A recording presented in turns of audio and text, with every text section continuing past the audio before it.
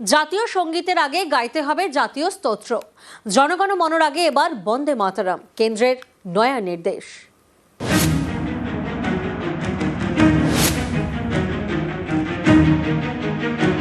জাতীয় সঙ্গীত জনগণ মনর মতো এবার বাধ্যতামূলক বন্দে মাতরম। দুটি নয়, বন্দে মাতরমের 6টি স্তবকই গাইতে হবে। বুধবার নির্দেশিকা জারি করেছে কেন্দ্রীয় সরকার। স্বরাষ্ট্র মন্ত্রকের নির্দেশ, বন্দে মাতরমের 6টি স্তবক গাইতে হবে অথবা বাজাতে হবে। 6টি স্তবক শেষ করতে হবে 190 সেকেন্ডে, অর্থাৎ 3 মিনিট 10 সেকেন্ডে। জাতীয় সঙ্গীতের মতো বন্দে মাতরমের ক্ষেত্রেও উঠে দাঁড়াতে হবে। আমাদের জাতীয় সঙ্গীত গাইতে বোধহয় সময় লাগে 52 সেকেন্ড বা 55 সেকেন্ড। এই 3.5 মিনিট ধরে এই গানটাকে সব জায়গায় সমানভাবে প্রচলন করানো, এটা খুব সহজ কাজ হবে না, অবাস্তব পরিকল্পনা। এটা কার্যকর করা মুশকিল। দেশের প্রতি শ্রদ্ধা জানাতে এখন যে অংশটি আছে সেই প্রথম দুটো স্তবকই যথেষ্ট। কেন্দ্রের নির্দেশিকায় বলে দেওয়া হয়েছে কোন কোন ক্ষেত্রে বন্দে মাতরম বাধ্যতামূলক। যেমন দেশবাসীর উদ্দেশ্যে রাষ্ট্রপতির ভাষণের আগে, কোনো অনুষ্ঠানে রাষ্ট্রপতির ঢোকা এবং বেরোনোর সময়, রাজ্যপাল অথবা উপরাজ্যপাল উপস্থিত এমন অনুষ্ঠানে, প্যারেডে জাতীয় পতাকা আনার সময়, প্যারেড ছাড়া কোনো সরকারি অনুষ্ঠানে জাতীয় পতাকা তোলার সময়, কোনো নাগরিক সম্মান বা পুরস্কার দেওয়ার সময়, স্কুলে ক্লাস শুরুর সময়। জাতীয় সঙ্গীতের আগে অন্য গান। বিশেষজ্ঞরা বলছেন এরকম উদাহরণ একাধিক দেশে রয়েছে। ব্রিটেনে রাজপরিবারের অনুষ্ঠানে আগে রাজপরিবারের গান বাজানো হয়, এরপরে চলে জাতীয় সঙ্গীত গড সেভ দ্য কিং। নিউজিল্যান্ডে আগে গাওয়া হয় গড সেভ দ্য কিং, তারপরে নিউজিল্যান্ডে 2টি জাতীয় সঙ্গীত। মালয়েশিয়ায় বিশেষ অনুষ্ঠানে আগে বাজানো হয় রাজ্য সঙ্গীত, তারপর জাতীয় সঙ্গীত। তবে এসব দেশে জাতীয় সঙ্গীতের আগে অন্য গান গাওয়াটা একেবারেই বাধ্যতামূলক নয়। মোদী সরকারের নির্দেশিকায় কিন্তু বলা হয়েছে জনগণ ও বন্দে মাতরম এই দুই যেখানে গাইতে হবে বা বাজাতে হবে, সেখানে আগে চলবে জাতীয় স্তোত্র বন্দে মাতরম, তারপর জাতীয় সঙ্গীত জনগণ মন। 1950 সালে সংবিধান যখন স্বীকৃত হলো, তখন এটাকে বলা হলো ন্যাশনাল অ্যান্থেম জনগণ, বন্দে মাতরমকে বলা হলো ন্যাশনাল সং। এটার আগে ওটা, ওটার পরে এটা, এরম কথা সংবিধানে কোথাও বলা নেই। সম্মান জানানোর কথা বলা হয়েছিল, এবং এটার আগে ওটার পেছনে কোনো রাজনৈতিক স্বার্থ বা ঐতিহাসিক সত্যতা বা কি কেন এর পেছনে যুক্তি, সেটা কিন্তু আমার কাছে খুব দুর্বোধ্য। যে এটার আগে ওটা গাইতে হবে, এরকম বাধ্যবাধকতা সব নাগরিকদের করতে পারে বলে আমার জানা নেই। বঙ্কিমচন্দ্রকে যারা বঙ্কিমদা বলে ডেকে ফেলেন, তাদের কাছে বন্দে মাতরমকে উচ্চকিত করার প্রয়োজন নেই। আমার বাঙালিকে, বাংলাভাষী মানুষকে ভারতে বাংলাদেশি বলা বন্ধ করুক, কেন্দ্রীয় সরকার এটা এনশিওর করুক, এটা প্রয়োজন। বন্দে মাতরমকে সামনে তুলে এনে আমার এই দগদগে ঘায়ে মলম দেওয়া যাবে না। নিউজ 18 বাংলা। বুধবার বন্দে মাতরম নিয়ে কেন্দ্রীয় সরকারের নির্দেশিকা, আর এই নিয়ে ভোটের বাংলায় হাওয়া গরম। মোদী সরকারের বন্দে মাতরম নির্দেশিকার পেছনে রাজনীতি দেখছে তৃণমূল, মানতে নারাজ বিজেপি।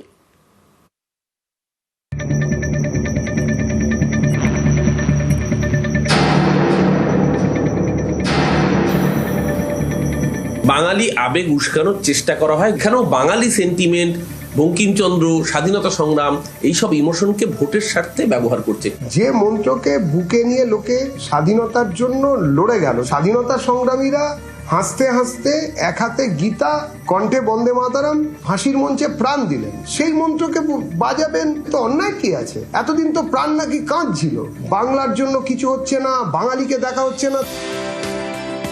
বঙ্কিমচন্দ্র চট্টোপাধ্যায় বাঙালির গর্ব, আর তাঁর লেখা বন্দে মাতরম এক আবেগের গান, বিপ্লবের গান, দেশের স্বাধীনতার লড়াইয়ের মন্ত্র। সেই বন্দে মাতরম নিয়ে বুধবার নয়া নির্দেশিকা জারি করেছে কেন্দ্রীয় সরকার। স্বরাষ্ট্র মন্ত্রকের নির্দেশিকায় বলা হয়েছে বন্দে মাতরমের কটি স্তবক গাইতে হবে, কতক্ষণের মধ্যে গাইতে হবে, কখন গাইতে হবে।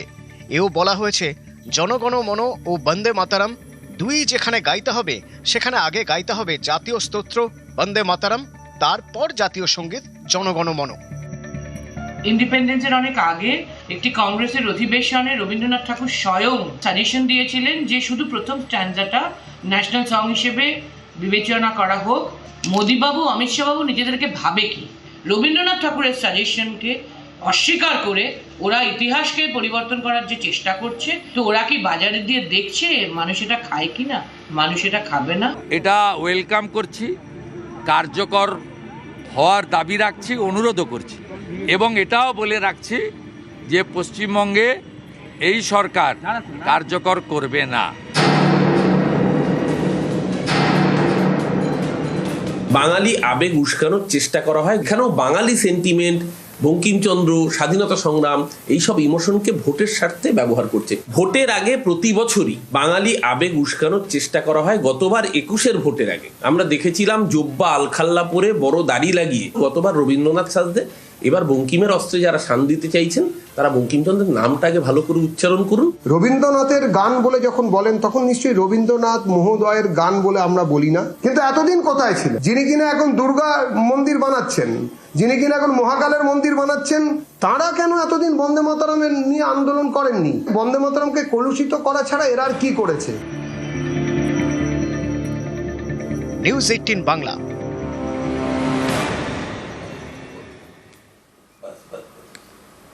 এবার কি খুব বেশি হলে 4 দফায় ভোট? মুখ্য নির্বাচনী আধিকারিকের সঙ্গে বৈঠকে ইঙ্গিত নির্বাচন কমিশনের শীর্ষ কর্তাদের। তাঁরা চান এপ্রিলে ভোট করিয়ে এপ্রিলেই ফল ঘোষণা করতে। বিধানসভা ভোট কবে হবে, কত দফায় হবে, এ নিয়ে নানা জল্পনা। এরই মাঝে মঙ্গলবার নির্বাচন কমিশনের শীর্ষ কর্তাদের সঙ্গে বৈঠক করেন পশ্চিমবঙ্গের মুখ্য নির্বাচনী আধিকারিক। সেখানেই কমিশনের ইঙ্গিত, পশ্চিমবঙ্গে সর্বোচ্চ 4 দফায় হতে পারে বিধানসভা ভোট। জানা গিয়েছে 1 দফায় ভোট করানোর কথা বলেন সিইও। সেটা সম্ভব নয় বলে জানিয়ে দেন কমিশনের শীর্ষ কর্তারা। তাঁদের ইঙ্গিত সর্বোচ্চ 4 দফায় ভোট হতে পারে। 28শে ফেব্রুয়ারি চূড়ান্ত ভোটার তালিকা প্রকাশ করবে কমিশন। পরের দিন 1 মার্চ রাজ্যে আসার কথা নির্বাচন কমিশনের শীর্ষ অফিসারদের। সেদিনই ডিএম-এসপিদের সঙ্গে বৈঠক করার কথা। এবারের ভোটে একটি সর্বোচ্চ বুথে ভোটার 1800 থেকে কমিয়ে করা হয়েছে 1200, তাই বাড়বে বুথের সংখ্যা। প্রায় 80,000 থেকে বুথের সংখ্যা বেড়ে হতে পারে প্রায় 90,000। মার্চের শুরুতে দোল, তারপরে রাজ্যে আসার কথা কমিশনের ফুল বেঞ্চের। মার্চের দ্বিতীয় সপ্তাহে ভোটের দিন ঘোষণা করতে পারে নির্বাচন কমিশন। কমিশন চায় এপ্রিলে ভোট করাতে এবং এপ্রিলেই ফল ঘোষণা করতে। 2021 সালে বিধানসভা ভোট হয়েছিল 8 দফায়, 26-এ কি 4 দফায়? 6, 7 বা 8 দফায় নয়, রাজ্যে বিধানসভা ভোট সর্বোচ্চ 4 দফায় হবে, তেমনটাই ইঙ্গিত জাতীয় নির্বাচন কমিশনের থেকে পেয়েছেন রাজ্যের মুখ্য নির্বাচনী আধিকারিক বলেই কমিশন সূত্রে খবর। অন্তত সর্বোচ্চ 4 দফা, অর্থাৎ সেক্ষেত্রে রাজ্যে বিধানসভা ভোট 2 দফা বা 3 দফাতেও হতে পারে, তেমনটাই সম্ভাবনা রয়েছে বলেই কমিশন সূত্রে খবর। ক্যামেরায় সুমন বোসের সঙ্গে সোমরাজ বন্দ্যোপাধ্যায়, নিউজ 18 বাংলা, কলকাতা। গতকাল সংসদে কেন্দ্রকে করা আক্রমণ অভিষেকের। সাধারণ বাজেটে বাংলাকে বঞ্চনার অভিযোগ। আজ বঞ্চনার অভিযোগ খারিজ কেন্দ্রীয় অর্থমন্ত্রীর। सर 85 मिनट्स का फाइनेंस मिनिस्टर का स्पीच था, Bengal was not even mentioned once. Even the freight corridor from Dankuni referenced in this very budget was originally announced by the then railway minister in 2009, which was Mamata Banerjee, who is now the chief minister of West Bengal. The constitution promises equality among states, but this government practices preference. Allies are funded while opponents are starved. So this is not a model of cooperative federalism. This is a model of subscription-based federalism. बोलते हैं waste Bengal budget में एक बार भी mention नहीं हुआ। Waste Bengal Purvodaya में एक बहुत ही इंपॉर्टेंट स्टेट में integrated east coast industrial corridor Durgapur में एक नोड रख करके आसनसोल दुर्गापुर बेल्ट को पोजीशन करती है और ईस्टर्न इंडियन इंडस्ट्रियल कॉरिडोर उससे बनेगा। दुर्गापुर उसका एंकर होगा। High speed rail north Bengal को पहुंच रही है। सिलीगुड़ी नॉर्थ में एक ट्रांसिट हब जैसे बनने वाले हैं, वो भी बंगाल में है। हम गुस्से में हर बार सुप्रीम कोर्ट तक जाएंगे, सेंट्रल गवर्नमेंट हमारे खिलाफ है और डांट खाएंगे उधर, मगर एक्सेप्ट नहीं करोगे। सेंटर आपको हेल्प कर रहा है, हम सब हाथ में दे फिर भी केंद्र सरकार के ऊपर डांट पड़ते होना चाहिए। ये शर्मनाक कॉन्डक्ट मुझे लगता है बार बार केंद्र सरकार के ऊपर फेडरलिज्म का लेक्चर देने वाले बंगाल आइए, सामने आइए, इसमें प्रपोज करिए, ले लीजिए। অভিষেকের জিএসটি আক্রমণের জবাব নির্মলার, পাল্টা জিএসটি পোস্ট তৃণমূলের। अभिषेक बनर्जी का स्पीच मैंने ध्यान से सुना, वेरी अट्रैक्टिव वे में वो बोलते हैं एक बंदा अगर जन्म से दूध के ऊपर टैक्स है, डायपर के ऊपर टैक्स है, कहां से निकाल रहे हैं जी ये सब? मैं बोल रही हूँ 2017 जब जीएसटी इंट्रोडक्शन हुआ तब से ही दूध के ऊपर टैक्स नहीं है GST. Honourable member Abhishek Banerjee ने 2 बार एक विषय जिक्र किया, आदमी मरने के बाद भी जीएसटी है, अगरबत्ती चलाना हो तो भी जीएसटी है। जीएसटी फ्यूनरल सर्विसेज के ऊपर कभी नहीं था। शायद बंगाल में कट मनी सिंडिकेट ले रहा होगा डेथ के ऊपर, वो जीएसटी नहीं, टीएमसी का कट सिंडिकेट। माननीय ममता बनर्जी जी ने लुधियाना से कोलकाता को दंकुनी के द्वारा कुछ अनाउंस करके चले गए, वो कुछ नहीं हुआ उसमें। मैंने अनाउंस किया दंकुनी से सूरत, वो बिल्कुल नया है, इसलिए हर विषय में श्रेय लेने का कष्ट ना करें। অপরাজিতা বিল আটকে রাখা নিয়ে সংসদে সরব অভিষেক বন্দ্যোপাধ্যায়, তৃণমূলকে পাল্টা কটাক্ষ Nirmala সীতারামনের। Sir, if I speak of women, more than 86 women are raped every day in this country. A number that reflects systematic collapse, not isolated crime. Sir, Bengal exercised its constitutional authority and passed the Aparajita Bill, a stringent anti-rape law providing the strongest deterrence against crime against women. So the bill was duly sent to the union through the governor about 18 to 19 months ago. For a year and a half, it has remained pending without any decision. I come from an India which launched Beti Bachao, Beti Padhao, and I come from another India where every 16 minutes a rape or a crime against women is being reported. अक्टूबर 2025 में MBBS student Odisha से जो बंगाल में पढ़ रही थी दुर्गापुर में, उनका gang rape हुआ। 2025 में महिला होते हुए भी माननीय चीफ मिनिस्टर बोल रहे हैं अगर महिला गर्ल हो, स्पेशली गर्ल चाइल्ड, रात्रि के समय बाहर नहीं आना। आपके लॉ एंड ऑर्डर को इंप्रूव नहीं कर रहे हो, मगर महिला के ऊपर दोष डालते जा रहे हो।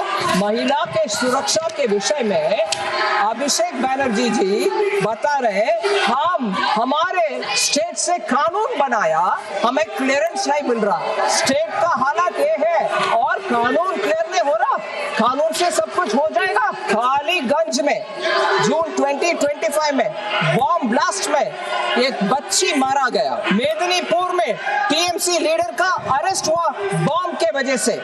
बंगाल में बॉम्ब चलता है, कानून नहीं चलता। एनसीआरबी का डेटा कन्विक्शन रेट क्राइम का 36 स्टेट्स का लिस्ट में 35th रैंक में है बंगाल, और हमारे ऊपर शिकायत। মায়ের চোখদান করেছিলেন সমাজকর্মী ছেলে, সেই কর্নিয়ায় প্রতিস্থাপন করা হলো দুজনের চোখে মুর্শিদাবাদ মেডিকেলে। চোখ দানের মতো মহৎ কাজ করেও জেলে সমাজকর্মী ছেলে। কৃষ্ণনগর পুলিশের ভূমিকা নিয়ে প্রশ্ন তুলছেন অনেকেই।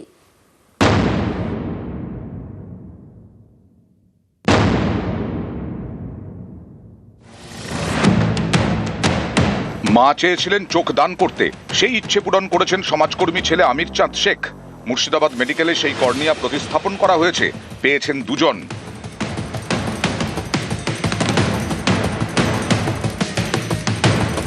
সোশ্যাল মিডিয়ায় পোস্ট করে আমির চাঁদের পরিবারকে কুর্নিশ জানানো হয়েছে।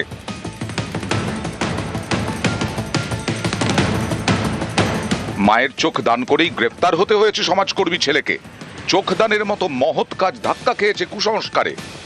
চক্ষুদান তো একটা মহৎ দান। হ্যাঁ, কেউ যদি কারোর চক্ষুদানের মাধ্যমে যদি আরেকজন দেখতে পায়, সেটার মতন ভালো কাজ তো কিছু হয় না।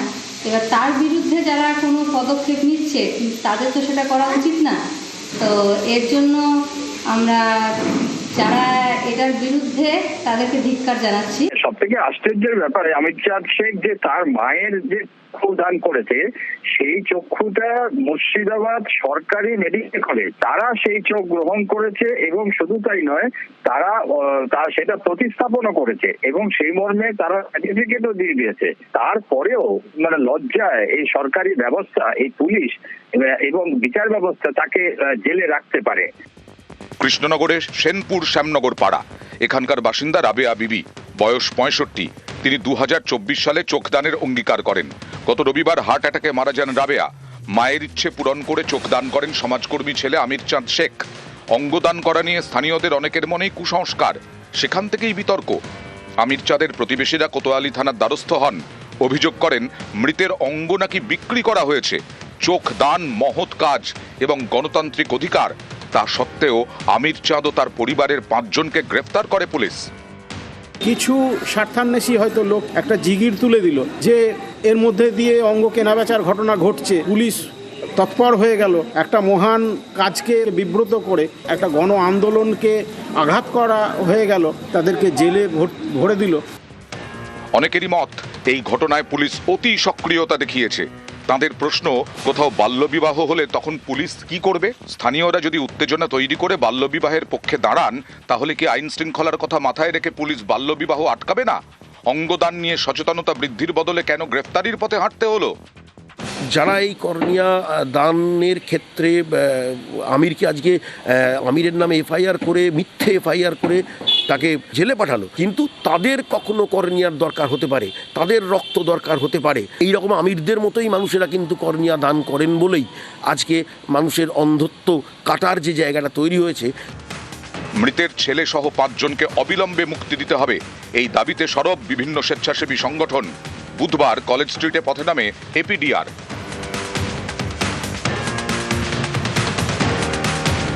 নিউজ 18 বাংলা। মায়ের চোখদান করে জেলে সমাজকর্মী ছেলে। কৃষ্ণনগরে কুসংস্কারের অন্ধকার, এই অন্ধকার জানেই না চোখদান করলে কিভাবে জীবনে আলো ফোটে।